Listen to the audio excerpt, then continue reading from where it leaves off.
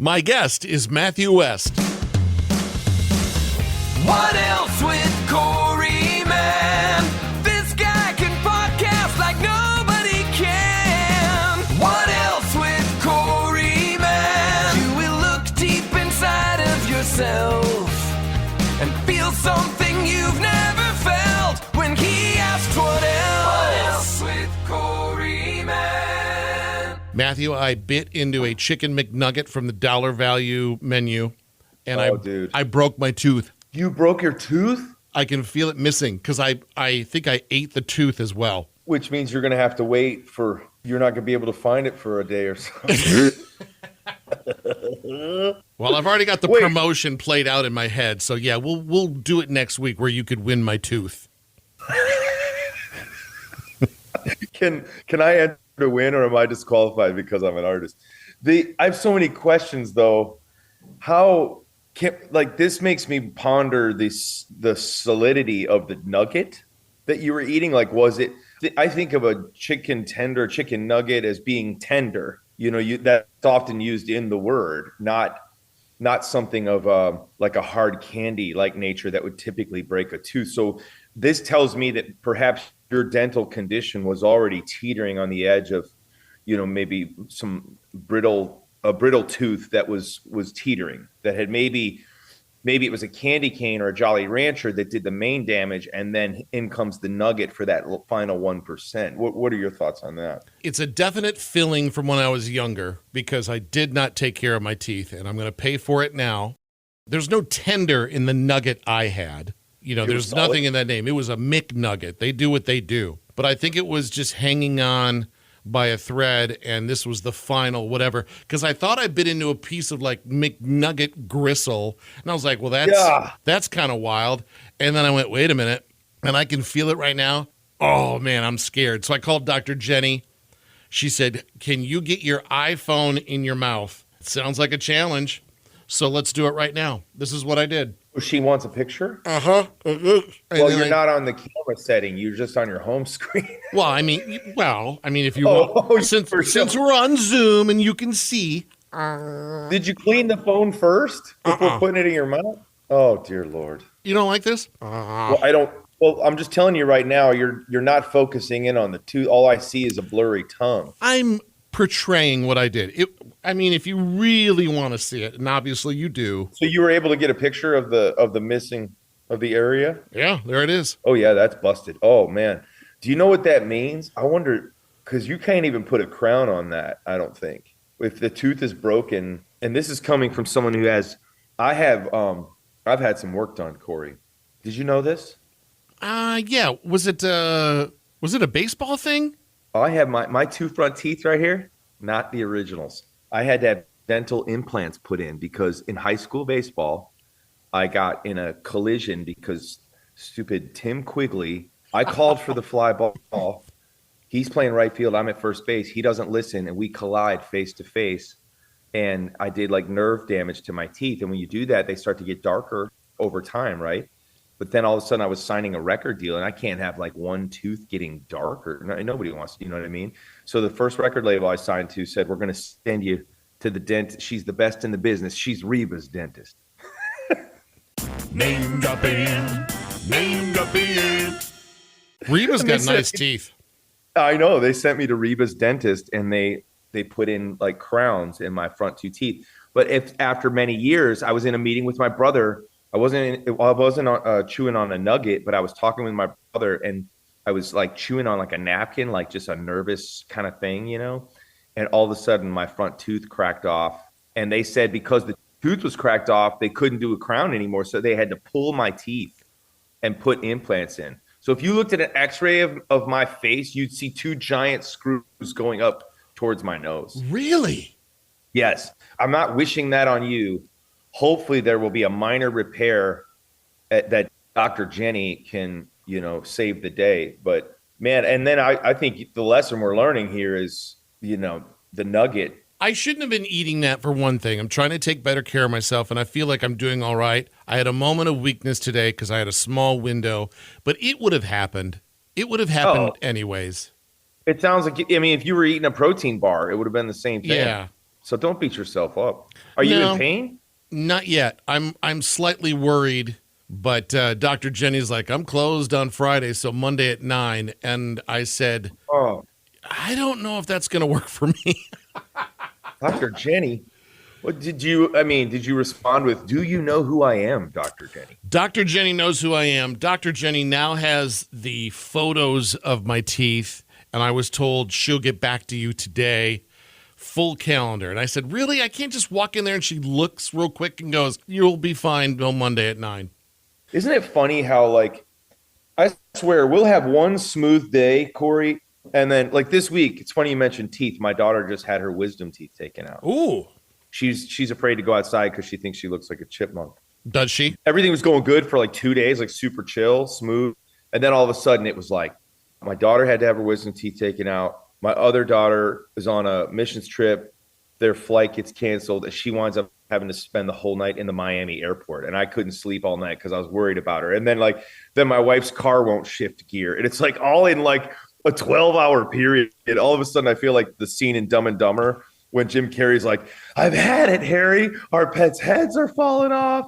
I've had it with this place. And then things calm down. You know what I mean? It's never... I am not a fan of layers and levels of junk all of a sudden at the same time. No, but it's like, they say things like happen in threes, but it does seem there is something to that, like of just like, as Luke Combs would say, good Lord, when it rains, it pours. You know what I mean? Let's wrap up this tooth talk by telling you that about I thought you were going to say, let's wrap up this episode. Great episode, by the way. That's another one. This one will probably get me my third nomination to lose for Podcast of the Year. But more importantly, Rebecca St. James came to the studio for a visit, and she broke her tooth at the station and had to have emergency oral surgery later that afternoon. Rebecca St. James. Wow. Did she see Dr. Jenny, or was full on crack right down the middle? Okay, last thing I'll say about teeth. My dad always jokes. My dad was a pastor his whole life. 38 years at the same small church in suburban Chicago. He was always on a pastor's salary. Like we never had any money. But so my dad to this day has joked. He's like, I'm so sorry, son. Like the only thing of any monetary value that I'm going to be able to leave behind to you is my teeth, because he's got all the gold and silver in my teeth. He said, that's the only riches I'm going to leave behind. And I'm like, Dad, I don't want your teeth. That's so funny. But could you take him anywhere in town as a joke between you and him to have somebody look at his teeth to see what that's worth and just say, hey, you told me this. I'm just trying to, get ahead of this, but I want to kind of see where we're at. Would that be fun? I want to see, are we talking like lake house money or jet ski money? You know what I mean? New tour bus or just a RAV4? I got a feeling it's none of the above. It's probably a lunch. As I'm preparing for my chat with Matthew West, I had a revelation of I could write your name down, I think 5 or 6 times, and next to it, I could talk to Matthew West, author. I could talk to Matthew West, songwriter, Matthew West, dad, Matthew West, husband, Matthew West, businessman, manager, and I kind of want to do that if you're okay with that. Fire away, man. Let's do it. When I was in junior high, they brought in a juggler for an assembly, and he was doing the rubber balls, 3 of them. He'd throw a chair or a fiery torch. And I came home and I told my grandmother, I want to learn how to do this. So we go to the hardware store. She buys 3 pink rubber balls. And for an hour, I am in that front yard, early 80s. I'm just throwing stuff in the air, trying to figure out, what's going on. And in about an hour, I got it and it clicked. When did you learn how to juggle so much? Because it seems like from the outside looking in, you do a lot of things really well. Well, that's very kind of you to say. I have my own juggling story as well. And the way they taught me in grade school, they taught us to juggle one day. But they taught us with these like tissues, like these little scarves. Okay. So they would fall more slowly. And I remember learning, it was like easing into it before feeling the weight of like something heavier. And it's funny how juggling is like, you can learn that at a young age. And it's like riding a bike. Like I could pick up 3 apples and juggle incredibly poorly. My favorite juggling scene is when Will Ferrell had a brief appearance on the show The Office, and he takes over for Michael Scott, and he talks about how he's a professional juggler and motivational speaker, and everybody thought he was joking, and then he's serious. He's like, well, I can't do my routine right now because I don't have, my gear. And he's like, well, I guess I could just, and he does like a pantomime, like he imaginary juggles. It's the best. To answer your question, it's almost like as a child, like learning with scarves that like felt like it was like easing into that is sort of, I mean, it almost is a fitting metaphor for kind of how I've eased into different roles and learned how to juggle these different things. We were talking even before we began about like, well, I mean, you talk about how efficient you should be with your day, and efficiency is something that I am like obsessive about because I want to make the most of every day that I get. A lot of times the downside of that is I power pack my day, and my struggle is to be fully present in each and everything that I'm doing. So with being efficient, you also have to be incredibly focused. For me, the entrance point into wanting to do different things is probably, curiosity and starting to realize like, well, wait a minute, I'm not one dimensional, and neither are the things that he creates. And I think a lot of times, especially in the music industry, you can kind of get just put in a category because that's easier for the people around you to say, well, this is what he does, or this is who she is, right? And so for me, for a long time, I think I felt maybe I should just be more one-dimensional. But when I started to notice this curiosity for other things, or like, for a great example, I started my career, first opportunity was as a songwriter behind the scenes.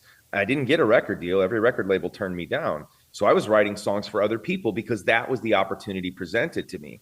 But when I got a record deal, people said, well, now you're an artist. You need to focus wholeheartedly on that and stop writing songs for other people. And I always thought, I found this like a little bit of, maybe not an agitator, but I'm a questioner of going, well, who says that? Like, why do I have to stop writing songs for other people just because I'm an artist? I understand your theory and understand that maybe you think I might not have the capacity to do both. But why don't I love doing this. So why would I just let it go? And I feel called to it. And so over time, that similar thing has happened. I remember a manager telling me, I went to a manager and I said, hey, I feel called to write books. It kind of got laughed off. They're like, look, can we just focus on one thing at a time? Like when you've sold enough records, as I remember the artist, they said, when you've sold enough records at W. Smith, we'll talk about books. To that, I sort of brashly responded. I said, hey, what if me writing a book helps somebody discover that I make music? And you know what I did? I went and got a book deal on my own. I think a lot of times it's, there's curiosity that leads me to juggling. There's passion that leads me to juggling. And then sometimes there's just build a ceiling over me. Go ahead. Like, tell me it can't be done. There's a little bit of an edge to me that goes, who says? You know what I mean? Like my God is not limited, and he created me. So I'll chase after the things that he puts in my heart. I had Pastor Steve Carter on a few episodes ago, and Steve and I have known each other for about 20 years, and he resigned from Willow Creek in Chicago amidst a train wreck of a situation. Yeah, I remember. He was telling me about his mentor and the pastor telling him one day, you're not a leader. You're not a leader. What's interesting is like when he said that, there was a part of me that fought back, which I did, and I said, you mean I'm not a manager? He's like, no, you're not a leader. I'm like, no, you mean manager. Like, I'm not good like managing day to day, but I'm a leader. He's like, no, you're not. And I had this moment where I actually was like, well, he knows he's the leader. He's like one of the top leaders in all of Christendom. Like, I'm like a nobody. He told me God gave him a word of, who told you weren't a leader? I didn't tell you that. And it goes back to Genesis. Who told you were naked? I didn't tell you that. Who told you that you can't do radio and do a kid's book and let's throw in stand-up comedy now? Yes. Who told you couldn't do that? We really have to fight that sometimes because of who says it to us. Yes. Yeah. And what we say to ourselves, it's the external voices and the internal voices. You are so right, man. And it's like we put limiters on ourselves. It's like the governor on an old golf cart. You know what I mean? That you can only go so far. And we decide, for ourselves to run at a safe pace, a limited pace and a limited capacity. And I couldn't agree with you more. And I've had the external voices. I've had some of the internal voices that have tried to, where it's like, Matthew, you shouldn't do this, or you can't do this, or you're not as good as this person. So why would you even try? And I think we all battle that on different levels. And then to me, that's the saddest existence, is to get to the end of your story. And essentially you handed the pen to somebody else to write it for you. And then the pages never got written. A life unfulfilled because you chose to let external or internal voices of doubt limit your capacity. I love what you said about God saying, who told you? It's like, man, I am who he says he is. I'm called to do what he calls me to do. And now I've also had good voices of wisdom say, I have a trusted friend who's a mentor in the business world with me. And he's like, look, Matthew, just because you can do a lot of things doesn't mean you should. So there's also a wisdom and a discernment that needs to happen. And in fact, right now, I'm having to exercise in a certain area of my business great restraint, because I have great opportunity presented to me, but I have to be realistic about my capacity. What God calls us to do, we must not get distracted, right? I can be a lot like my dog Rocky when he sees a squirrel. Just like you could be focused on a mission and then squirrel. And so I have to be careful. And so sometimes there's also that honesty, that accountability with people around you, and understanding your capacity so that you can fully serve the people who are in your life, right? I don't want to go chase and juggle all these things and then have the one ball that drops be my family, right? That's not what God called me to, just to build a successful business, those kinds of things. When was the last time you heard the voice of doubt that sounded kind of close to the bone, but then you later discovered that I'm glad I didn't listen to that voice?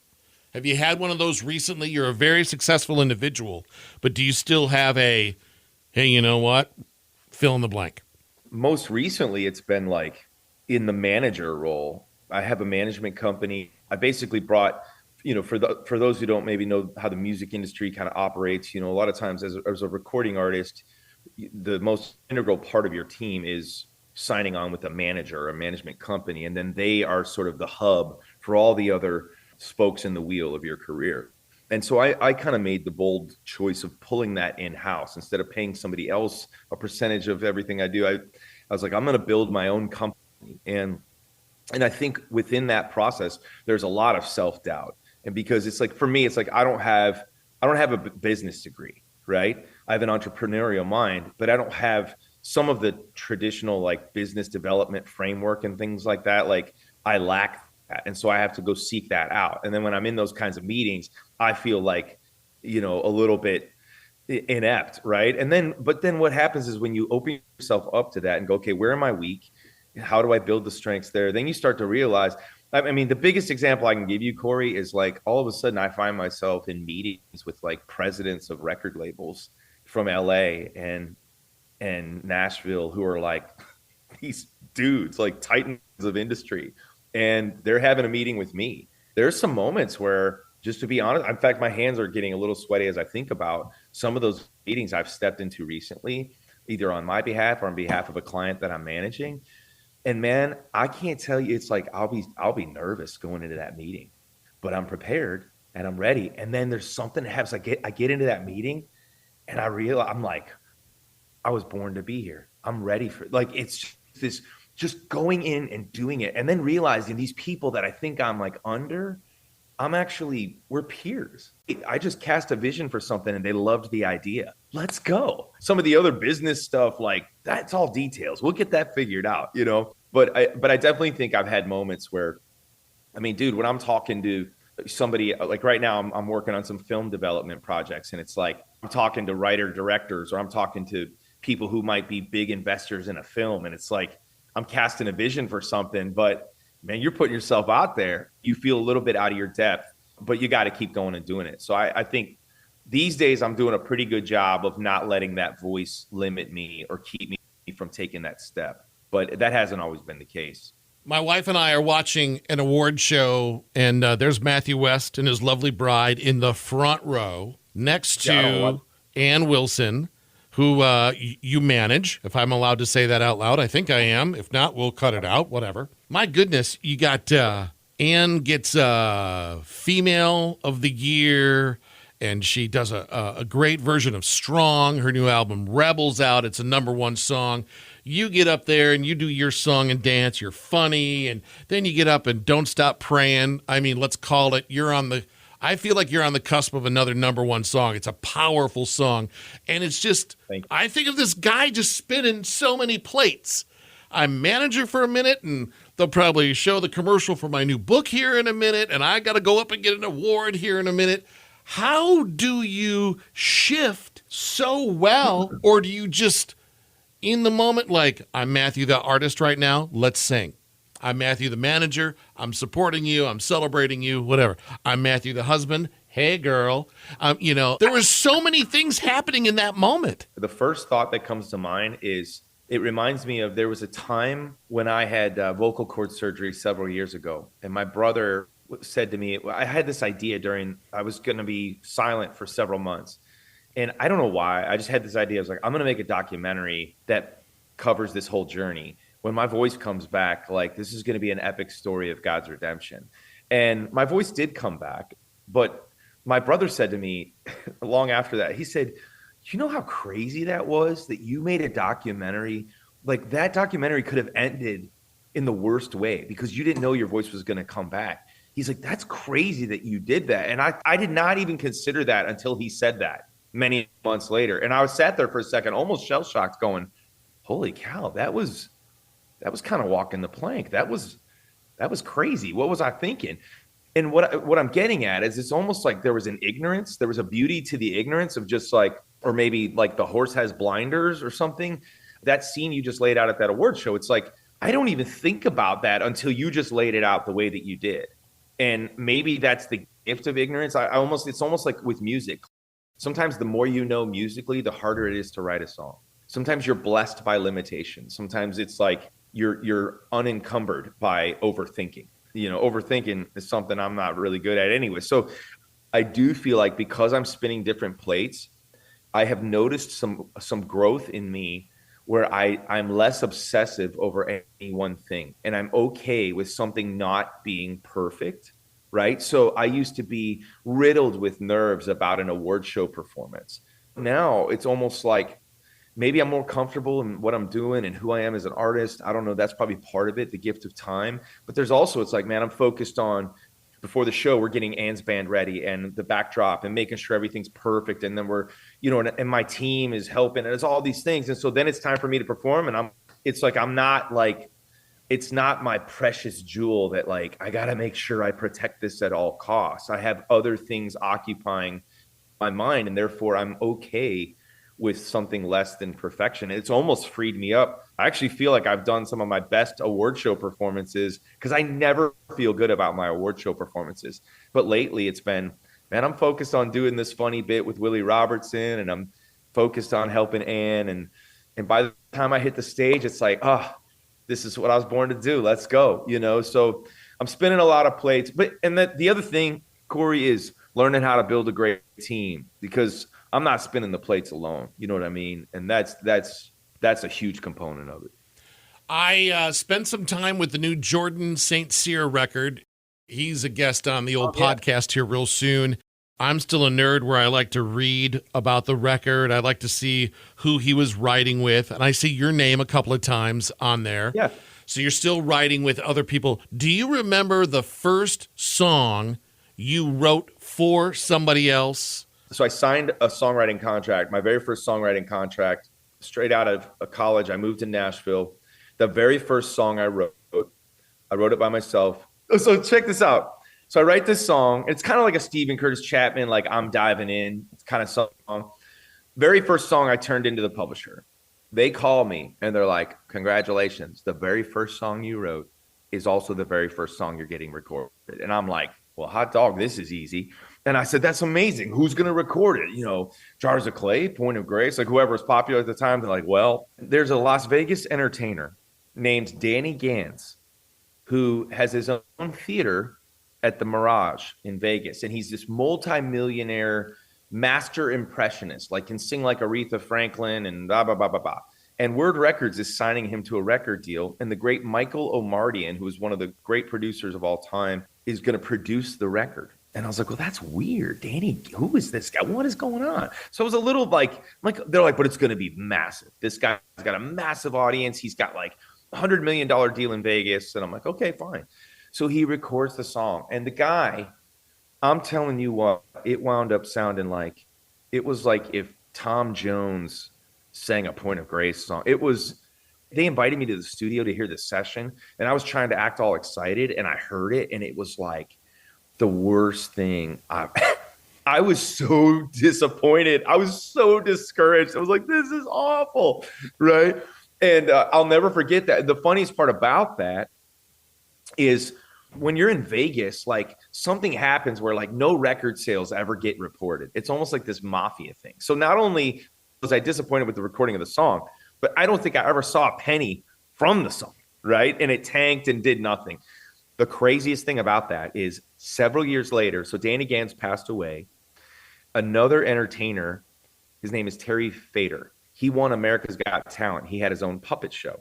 He got the multi-million-dollar contract at the Mirage where he still has his own show. This is crazy. Years later, I have a country publishing partner and I wrote a country song.